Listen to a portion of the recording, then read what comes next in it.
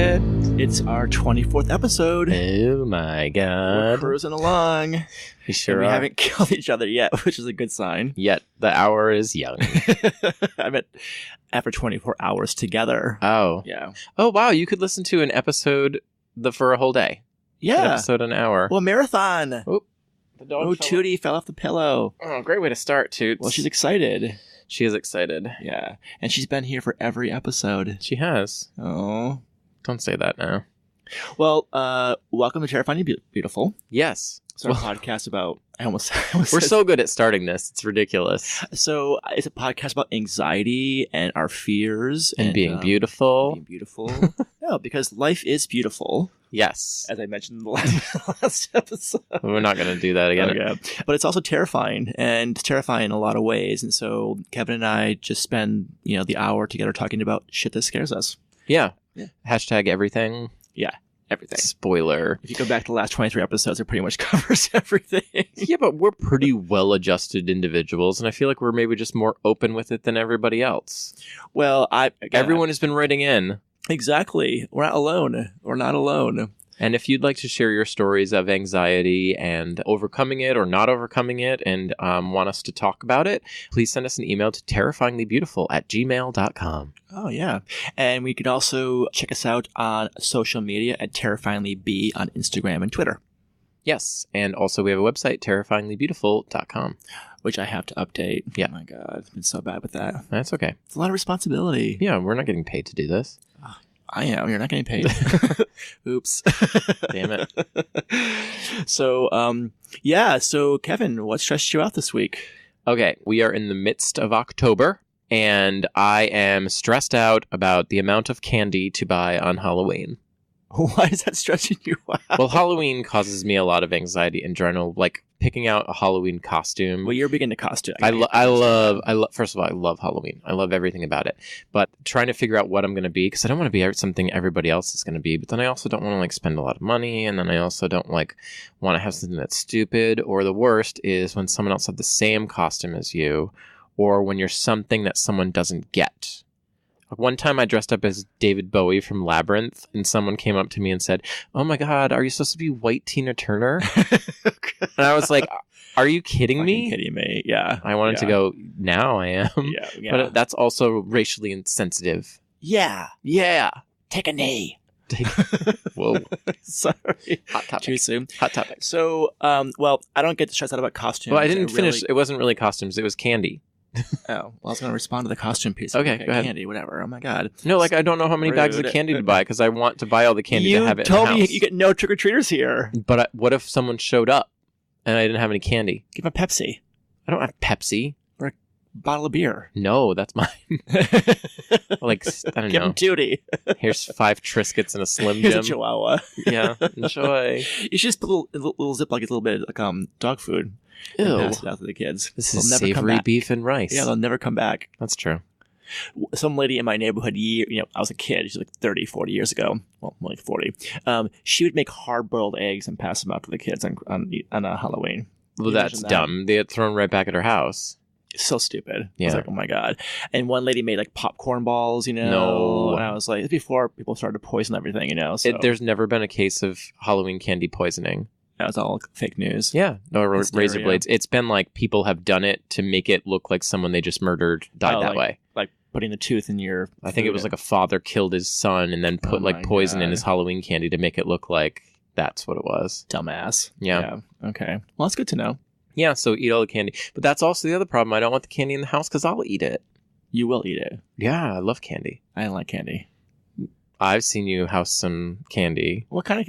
Well, if it's jelly beans. I'll eat a jelly bean, but mostly when there's the stinky ones, I like to get tricked by. Like, you like those? I like the whole you never know what you're gonna get. It's like it's a game. No. Yeah. Oh, it's a skunk one. Crap! Why'd they have that? Yeah. I actually think the skunk one tasted good.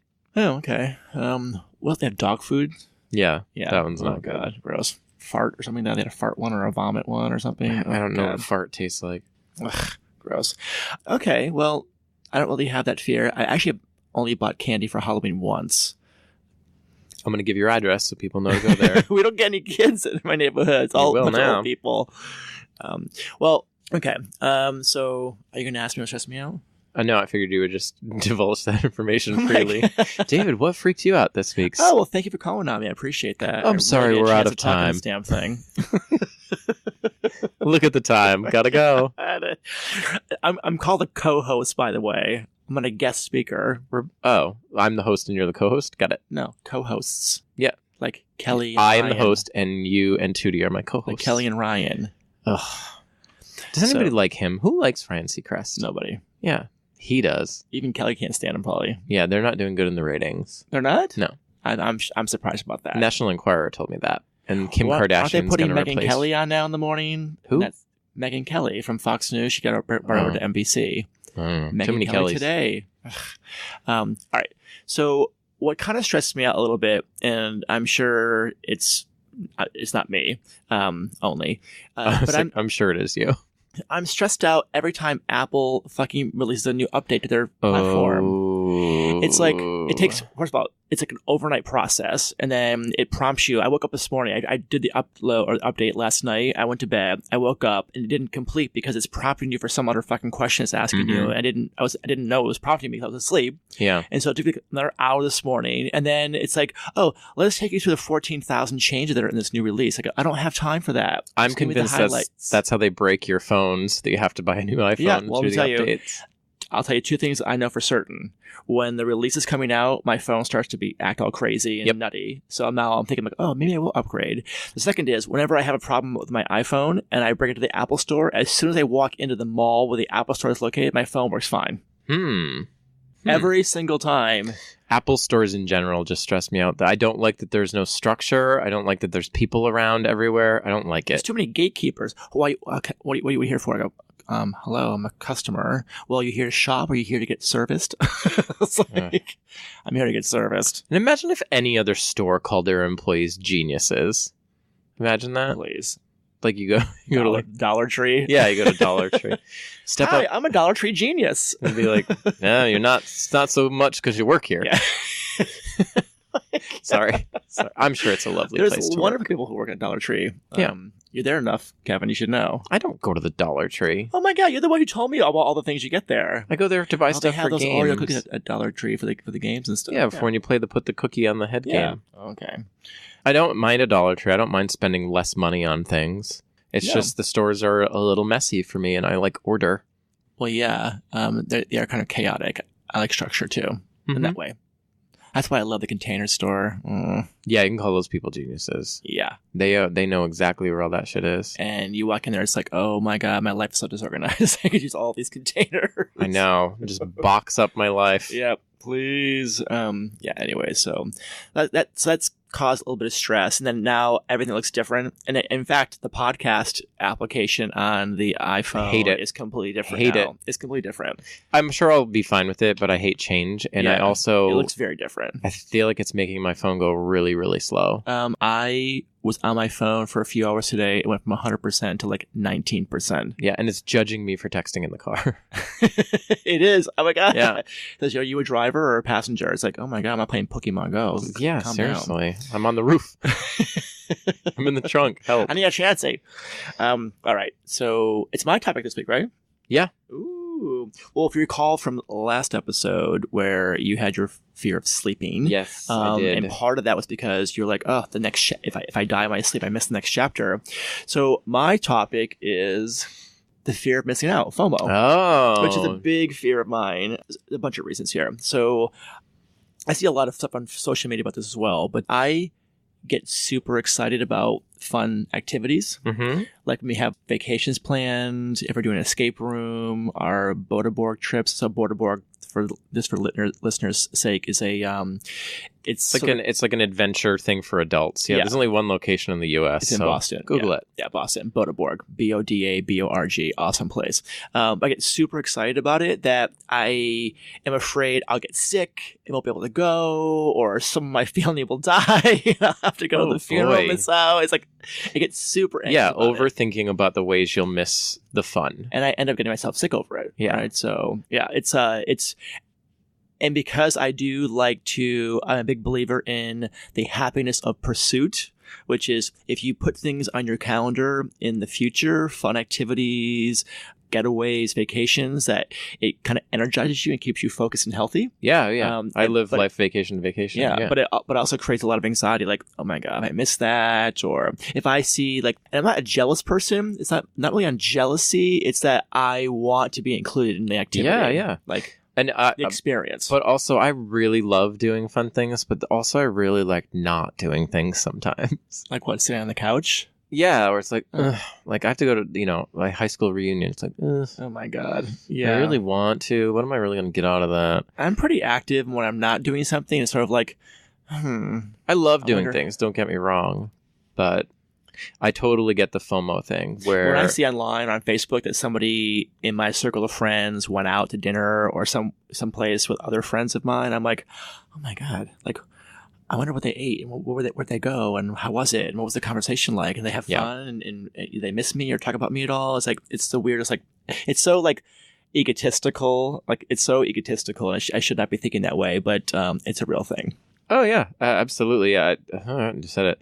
We have a friend who suffers from it a lot, and she always tells us, and I do too. Like, for example, I was invited to do something this past Sunday, but I had to do a work conference, and so I can't do it. And in my head, I'm like, is it going to, what am I going to miss out on? But you got to come to the realization is you can't do everything. But see, now I'm thinking, like, well, what were you invited to? See? See? You don't know the people. So. Okay. What we need to do is have the Michael Keaton multiplicity movie happen. Remember that? Divide and Conquer. Where he like made multiple clones of himself so he could do everything. The world could not take two of me. Trust me. That's true. They couldn't. No. That's true. Yeah. I mean, just the alcohol consumption alone would probably, well, when the economy would do well, but everybody else would be suffering. Yeah, that's how we save the economy, just clone David.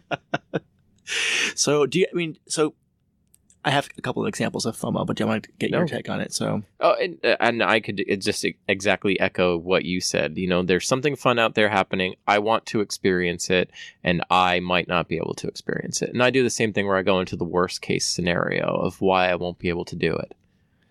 Yeah, of course. I mean, I get myself so amped up about it. So, like, as an example, so when we went to Sweden last year, right, we booked that like 5 months in advance, right, to make sure we can get the airfare, affordable. And for that 5 month timeline, I was like, oh my God, what if I get the flu? What if I get a cold?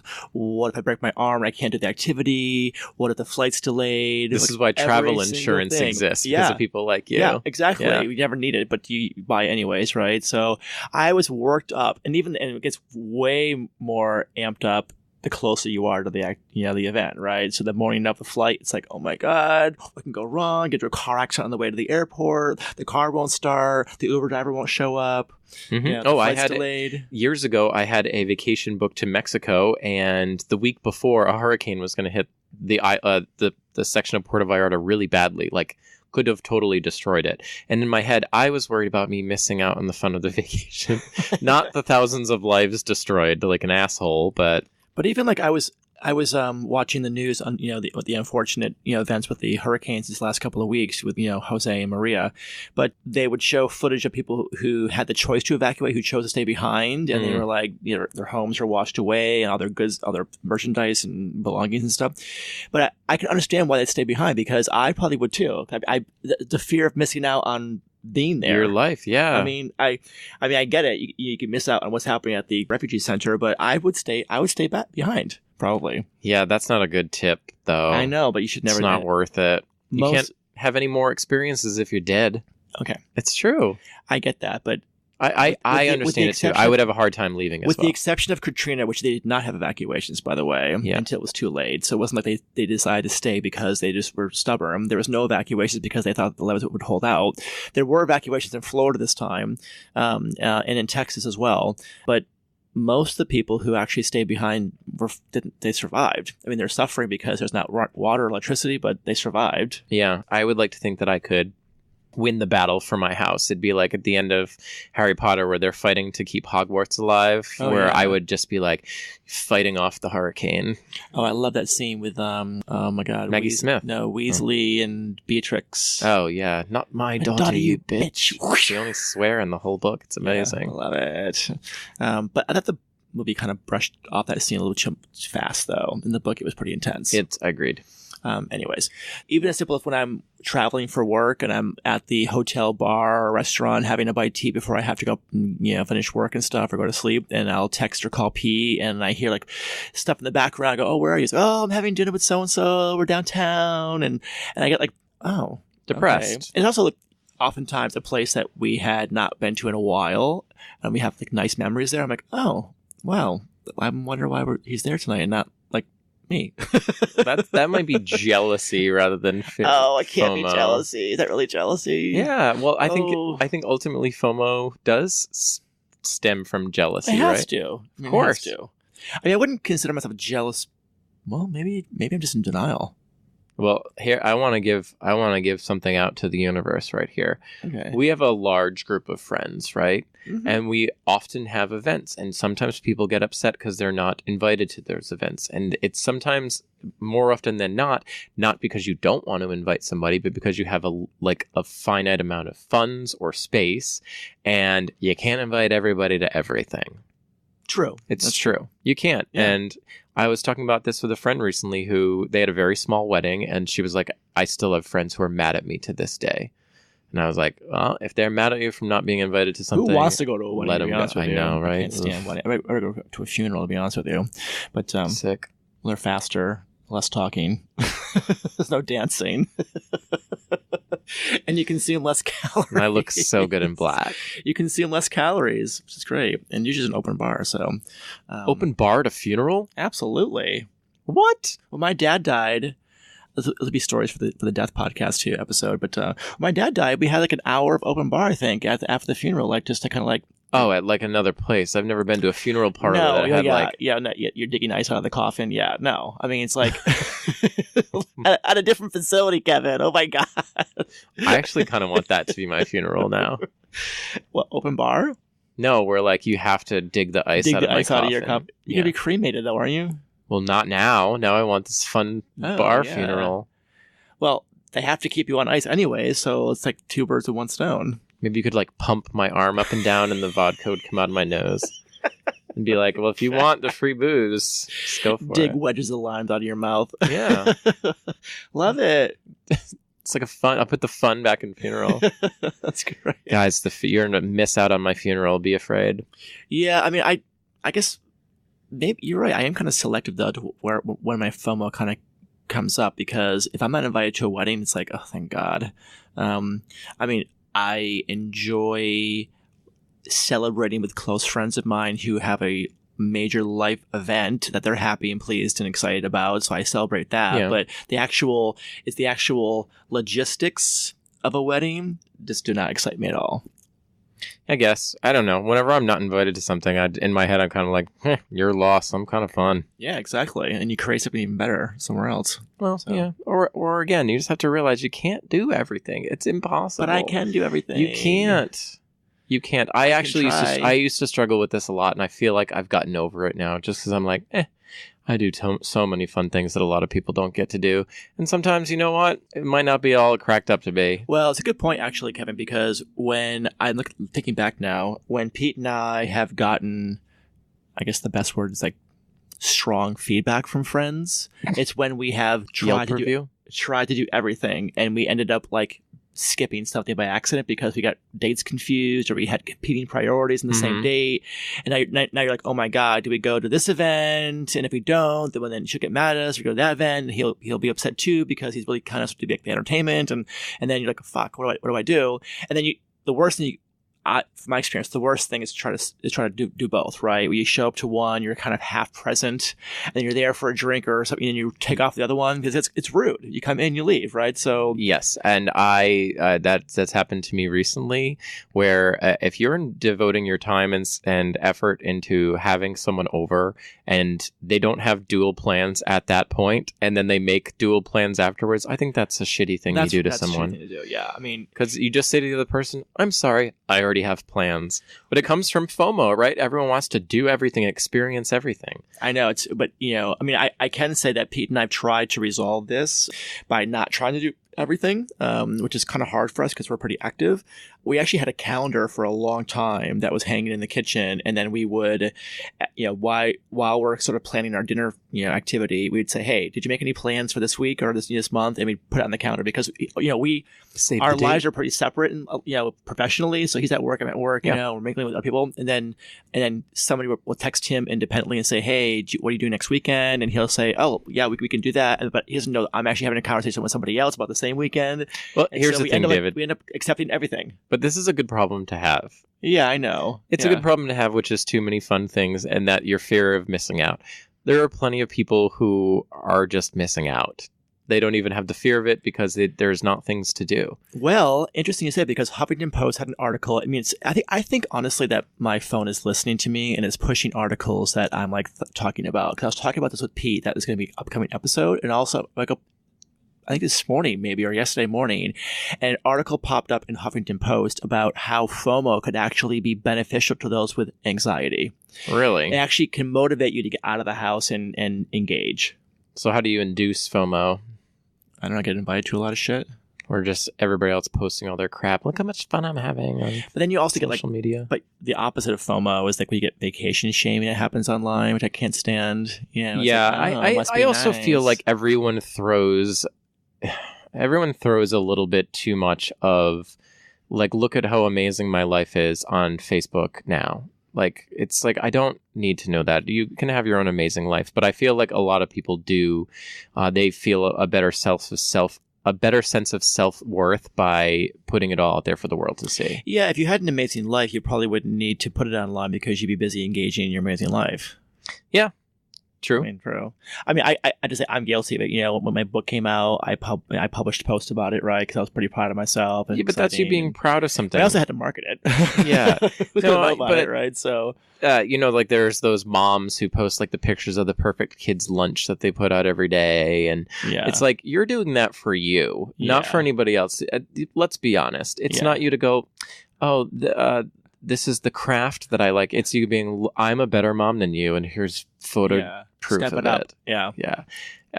Everybody's motivated by ego, and I think, and I'm sorry that I'm going to say this to you, but your FOMO is probably a form of ego. I just said to you earlier, it's egotistical. Yeah, it is. I'm not naive to that fact at all. I mean, listen, we all have egos. Yeah, of course. I mean, hello, I mean, some of us tend to showcase it more than others or rely on it more than others, but I don't. Well, maybe I just need someone to tell me the truth, but I don't see myself as being highly egotistical. No, to a point where it's off-putting. No, but that's what it's driven by, right? It's driven by you wanting to be a part of everything. Or I'm so important. Why was I not included in that? How could it possibly be, right? So and that's what some people process.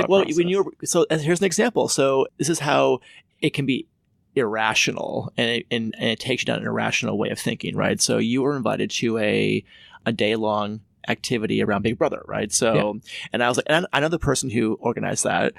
I wouldn't say I'm a close friend of his, but we interact in the same social circle, right? And I was like, oh, you got invited to that? Then I was like, I wonder if somebody else. I was trying to go through the friend list, who got invited. I'm like, but obviously there's no reason for me to be invited.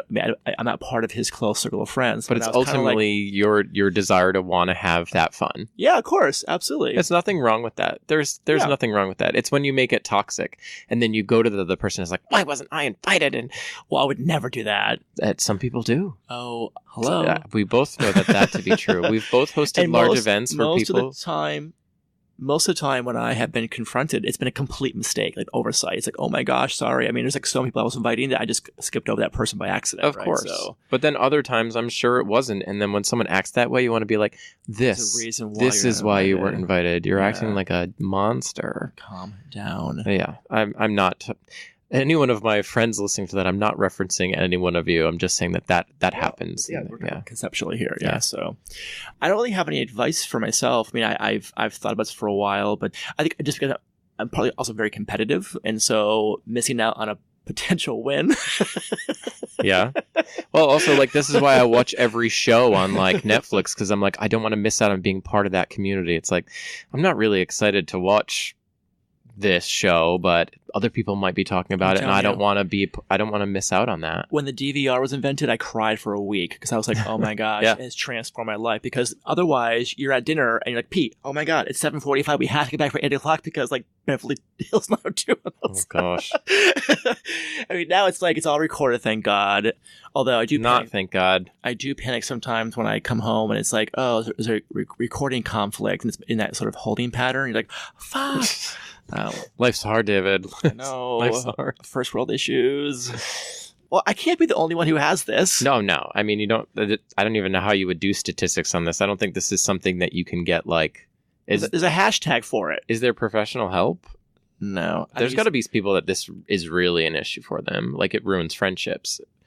Oh, I would imagine we should have listeners write in with their FOMO stories. Yeah, well, right? In general with anything, but I know we've all experienced this, but I think you have to come to a realization in your head of it's physically impossible for you to do everything that you want to, especially in 2017 where everything is online and it's visible. Well, also when you have a large network of friends who you interact with and they have activities and they have a friend network as well, and you can't be invited to all those things. Just be grateful that people are having a good time. And you know what? There's going to be a time soon where you're going to have a fun time that they're not going to be able to attend. And it's okay. It's okay. Yeah, I know. But I know. It still sucks. Of course it sucks to see someone having fun and to be like, I wanted to have that fun. Interesting. This is why I love the common thread through all the episodes, because I was thinking about this quite frequently over the last week or so about whether I should do this topic now or wait. But one of the things that kept coming up for me is that it's actually going to be a whole separate episode on this podcast. But I have this recurring fear of being forgotten. So, which is related to the death episodes coming up too, right? So if you die, like, and you missed out on stuff and you weren't able to make those connections, like, it's missed opportunities to make a connection to someone and you're just forgotten, right? So yeah, I think about that too. And like, it sounds really dramatic, but I have that intense anxiety that this is why. It sounds so crazy. This is why I had the motivation and the drive to get that fucking book published. Because at least I have something out in the universe, my name on it. Oh, I get it. And that's an ego thing too, because it's like, I think about like Ben Franklin, right? Like everyone alive in America knows who Ben Franklin is, right? Okay. Well, maybe. I mean, probably, right? He's on Money. He's on 100. Yeah. He's all about them. He's all about the Benjamins.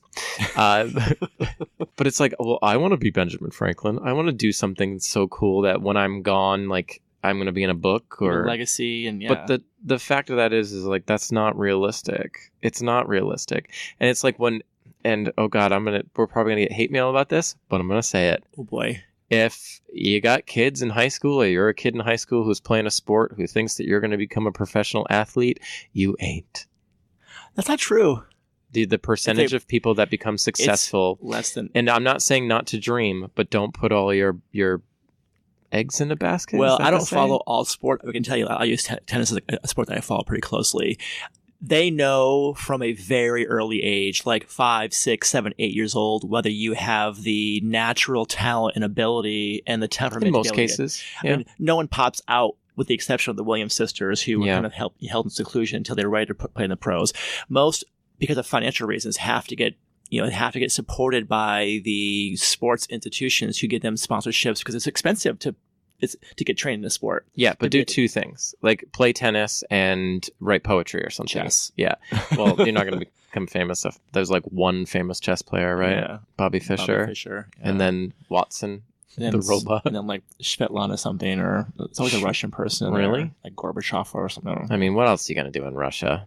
Drink vodka. Oh, the cannibals this week. That Russian couple ate like 30 people. What? Yes. It was like all over the news. This couple, like, they were arrested in Russia and they found like fragments of 30 different bodies and they were eating people. Well, see, now I'm like, and then, all right, so this is the ultimate case. FOMO. No, seriously, because my deranged mind with FOMO is be like, well, I'm never gonna know what human meat tastes like. How do you know? You might get to a plane crash and have D, one of your co-passengers. That's true, and I would really quickly. I would have to like. They'd be like, Kevin, it's been 15 minutes, and I'd be like gnawing on a knee, like, huh? Like, where did this limb come from? I want to see the person. Oh no way. Yeah. Yeah. I don't know. Is this calf gluten-free? Would you eat Tootie if you were starving? No, she's mostly bone and gristle. If she were plump and luscious, would you eat Tootie? She would eat me if I died. Of course she would. Lots of people die and their pets eat them. Yeah. Now go to sleep, everyone. It's full circle. What the fuck happened with this episode? I know. FOMO to cannibalism. Anyways, I actually have no tips because I just try human meat. About FOMO. Oh. While you're in your coffin or getting ice, I'll just kind of like... I'll be on ice already. I'll be fresh. Yeah. Everyone can try a piece. Yeah. You know, piece of flesh out of you. But, yeah. Oh my God. No, that's my tip for FOMO is like, calm down. You're gonna do something. I get it. I mean, yes, that's a logical... Listen, I know it's illogical reasoning. It comes up when I see things online. You know, I think honestly, Facebook is so unhealthy. And I'm considering like getting off the platform because all you see on there are like people who are venting their dirty laundry, who are attacking others for being successful. And I just, not always, but a large majority of the posts that I see. And it has to be weighing on you in some way. It has to be. Yeah, well, it's that whole thing of you're reading something and not hearing it from someone's mouth. So you can type something that maybe you don't mean to be negative or is a little bit negative, and it just gets taken the wrong way. But also, most people are just negative. Let's think about things you wouldn't have a fear of missing out on. Things like a bee festival. Yeah, war. Yeah. Oh man, I really wish I got a porcelain doll show. Yeah. No way. Surgery. Yeah, that's true. God. NASCAR. No desire. Sorry.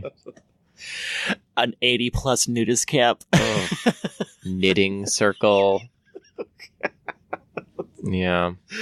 Oh my God. That's good. That's all I got. God. Okay. Sobriety camp. White Zinfandel camp. Oh my God, no. Who drinks that? It's like drinking Chablis. Yeah, you could be missing out, David. No, I've had White Zinfandel before. See? You just solved your own fear. Yeah. I got diabetes instantly. Moscato, same thing. Oh God, no, it's awful. Yeah, so don't miss out on any episodes of Terrifyingly Beautiful because everyone will be listening to them and not you. And can you imagine what that's going to feel like? Okay. You're going to be sitting at home and just thinking like, wow, I could have listened to that episode, but I didn't get to listen to that episode. What if my life ends tomorrow and I don't get to listen to any more episodes? Everyone else is listening to it. They'll probably be happy. Well, as you were talking, I started to get really anxious about the closing statement because I fucked it up the last 4 or 5 times. Oh yeah. Okay. You want to try it again? I'm going to try it again. I think I have it this time. Okay. Don't forget, life is crazy. Not you. Yay! Oh my God. I'll give you a cookie. I'm so proud of you. Oh my God. I was so scared about that, actually. I feel like you're like my child who just like graduated. I'm like 10 years older than you are. I know. Oh God. Like my drunk, you big FOMOSexual.